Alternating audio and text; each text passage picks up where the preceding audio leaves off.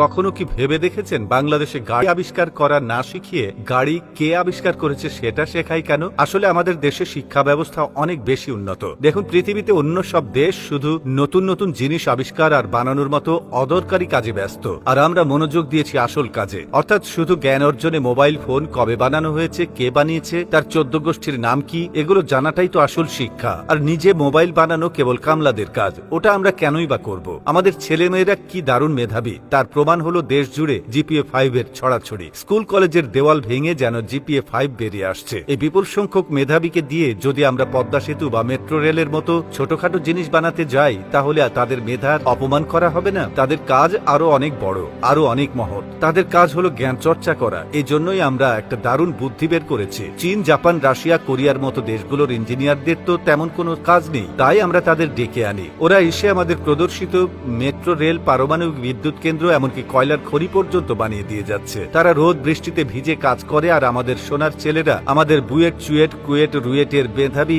ইঞ্জিনিয়াররা ঠান্ডা ঘরে বসে সেই জ্ঞান আহরণ করছে। এটাই স্মার্টনেস। ওরা বানাবে আর আমরা শিখবো। ভাবুন একবার, আমাদের ইঞ্জিনিয়ারদের কি পরিমাণ পড়তে হয়। পদ্মা সেতুর দৈর্ঘ্য কত, কিলোমিটারের মধ্যে পিলারের সংখ্যা কত, মেট্রো রেল ঘন্টায় কত কিলোমিটার বেগে চলে, কোন স্টেশনে কয়টা সিঁড়ি আছে, রূপপুর পারমাণবিক কেন্দ্রের চুল্লির উচ্চতা ঠিক কত ফুট, এসব কি আর চারটিখানি কথা? জাপানি ইঞ্জিনিয়ার হয়তো মেট্রো রেল বানাতে জানে, কিন্তু তাকে যদি জিজ্ঞেস করা হয় ঢাকার কোন কোন এলাকার উপর দিয়ে এটা গেছে, সে কি এটা মুখস্থ বলতে পারবে? পারবে না। কিন্তু আমাদের বিসিএস পরীক্ষার্থীরা পারবে। এটাই হলো জ্ঞানের গভীরতা। বিদেশি ইঞ্জিনিয়াররা কাজ করে তাদের দেশে ফিরে যায়, কিন্তু তাদের তৈরি করা স্থাপনাগুলো আমাদের জন্য জ্ঞানের এক অপরন্ত ভান্ডার হয়ে থাকে। আমাদের ইঞ্জিনিয়াররা তখন সেই জ্ঞান মুখস্থ করতে বসেন। বছরের পর বছর তারা এসব তথ্য মুখস্থ করে বিসিএস পরীক্ষায় খাতায় উগরে দেন। যার মুখস্থ বিদ্যা যত ধারালো, তিনি তত বড় কর্মকর্তা। দেশের সেবা করার এর চেয়ে ভালো উপায় আর কি হতে পারে? এদেশে একজন ইঞ্জিনিয়ারের কাজ তো ইট সিমেন্ট নিয়ে নয়, তার কাজ হলো ফাইল নিয়ে। আর ফাইলের ভেতরে তো আর ব্রিজ বা রাস্তা থাকে না, থাকে ব্রিজের দৈর্ঘ্য